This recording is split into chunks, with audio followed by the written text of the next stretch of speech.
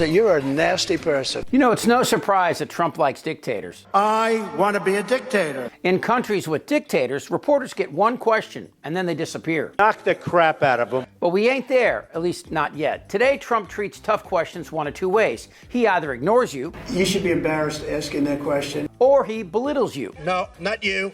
Not you. Your organization's terrible. Your organization's terrible. Let's go. Go ahead. Quiet.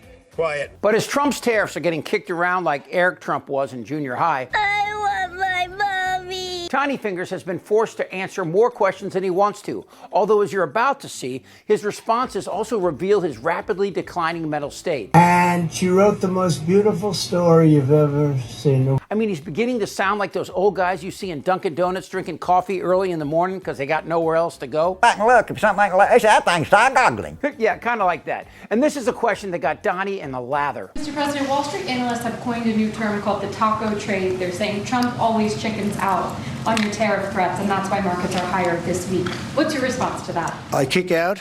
Chicken out.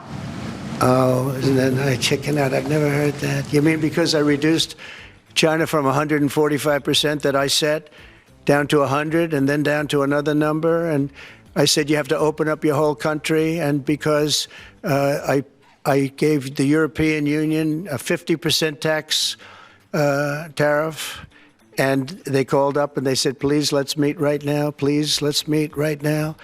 And I said, OK, I'll give you till July 9. I actually asked them, I said, what's the date? Because they weren't willing to meet. And after I did what I did, they said, we'll meet anytime you want. And we have an end date of July 9th. You call that chickening out? Because we have $14 trillion now invested, committed to investing when Biden didn't have practically anything.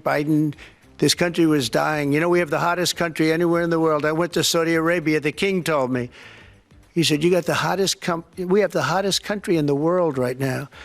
6 months ago, this country was stone cold dead. We had a dead country. We had a country people didn't think it was going to survive, and you ask a nasty question like that. It's called negotiation. You set a number. And if you go down, you know, if I set a number at a ridiculous high number and I go down a little bit, a little bit, they want me to hold that number, 145% tariff.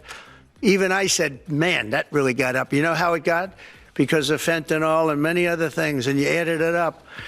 I said, where are we now? We're at 145%. I said, whoa, that's high. That's high. They were doing no business whatsoever, and they were having a lot of problems. We were very nice to China. I don't know if they're going to be nice to us, but we were very nice to China. And in many ways, I think we really helped China tremendously because, they were having great difficulty because we were basically going cold turkey with China. We were doing no business because of the tariff, because it was so high. But I knew that.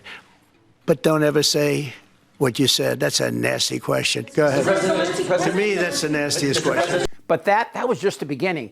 And it also defines what Trump did in 2024 that was markedly different than 2016. That's when Tiny Fingers listened to the likes of Chris Christie, who, to his credit, suggested Trump appoint serious people to difficult roles like Kelly, Tillerson, Mattis, Milley. But now, Trump only appoints lackeys who will do anything he asks, from Linda McMahon to RFK Jr. to Six Pack Pete to the worst of the lot, Marco, I'll put it anywhere you ask, sir, Rubio. If he builds the wall the way he built Trump Towers, he'll be using illegal immigrant labor to do it. The second... President-elect Donald Trump is expected to name Senator Marco Rubio as his nominee for Secretary of State. All of Trump's circle of sycophants represent America's lowest point since the Civil War, and the tariffs prove my point. They've been a colossal failure, with trillions lost in the stock market and American businesses like farming and manufacturing facing bankruptcies, while the fear of deportation has brown American citizens as well as undocumented workers, who are the backbone of our economy, frightened and worried. But at the heart of this is a question. Does Trump even know what he's doing? What does happen when you put tariffs on goods and you stop immigration and force migrants to leave in terms of wages? Unless you're Hamilton, I'm kind of against it. Isn't that going to be inflationary? Of course.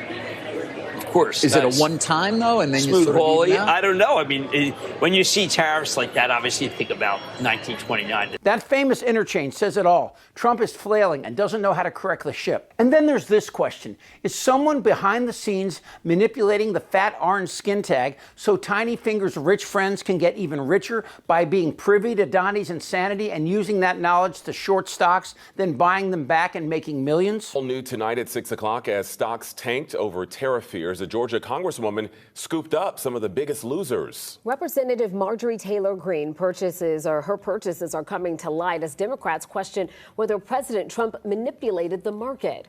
Members of Congress are required to report their financial holdings, and new data shows Representative Greene bought stock in Lululemon, Dell, Amazon, and the parent company of Restoration Hardware last week, all of which were down about 40% because of President Trump's tariff threats.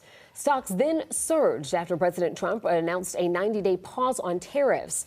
Just hours before that announcement, he posted on Truth Social that it was a, quote, great time to buy. So reporters are asking tough questions again, and Trump tries to bully them, but it's not working. Back to this reporter, not from Mother Jones or the failing New York Times, but from the conservative business channel CNBC, asking Trump a provocative question. How do you feel about Wall Street analysts calling you the taco president? Well, you know, Trump always chickens out.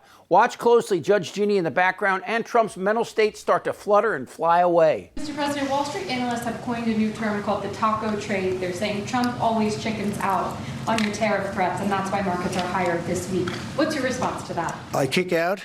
Chicken out.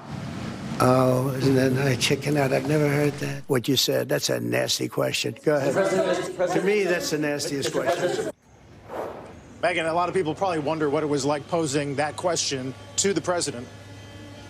Carl, it's something that has gone a lot further than I think I, in the moment, really expected. To me, this was something that had been making the rounds on Wall Street a little bit, been written up in the Journal, the Times, and so it felt like it was a chance to ask the president about it directly and to give him a chance really to defend this strategy, asking, you know, what were these analysts missing when they were saying that Trump was chickening out on this. We've heard him use the nasty question moniker before, not something I was going for when I asked this question, but it did sort of touch on this sort of broader question. Has the president been bluffing too much? Yeah, it bears mentioning the International Emergency Economic Powers Act is what was at stake here. And of course, the key question being, is it really an emergency? Is it any different than many other times in U.S. history? Megyn, thank you. Megyn Cassell at the White House. Let's turn to NVIDIA now. Shares are up. And it's only slightly ironic that it's business reporters who are standing up to him, unlike the Washington Post under Bezos' limp dick leadership, or ABC giving in to Trump's lawsuit, or CBS 60 Minutes backing down, or Jake Tapper's book, The Timing Orchestrated for Sales, but not to help the nation. Look, it's not easy being a reporter pushing back on Trump, like my good friend Brian Karam has learned. Win, lose, or draw in this election, will you commit here today for a peaceful transferal of power after the election? Well, we're going to have to see what happens. You know that I've been complaining very strongly about the ballots, and the ballots are a disaster. I understand that, but people are rioting. Do you commit to making sure that there's a peaceful transferal of power? We want to get rid of the ballots, and you'll have a we'll have a very peaceful. There won't be a transfer, frankly. There'll be a continuation. Trump kicked him out of the White House pool of reporters for asking tough questions, replacing him with the ass-kissing cavalcade of Fox, OAN, and Newsmax. But this is what I believe. I believe in this man. It sounds like a 60s chant, but remember, the fat man, he works for us. And while Congress has its head up its ass, the courts, however, are standing up to him, most notably the recent ruling by 3 judges ending the tariffs, 2 of whom were appointed by Republicans, including Trump. So now it's up to us. While the Fourth Estate stumbles, it's time we speak up. Suck my fat one, you cheap dime store hood. That's a good start. Goddamn right. You're a nasty person. We're a nation that speaks English. Back and look, if something like that thing start goggling. Tariff. You're an idiot. Drop your pants. I don't want to talk about this stuff. Am I wrong? Yes. Tick-tock. You're in a lot of trouble, Donnie. I think he's crazy. I'm Chip Franklin.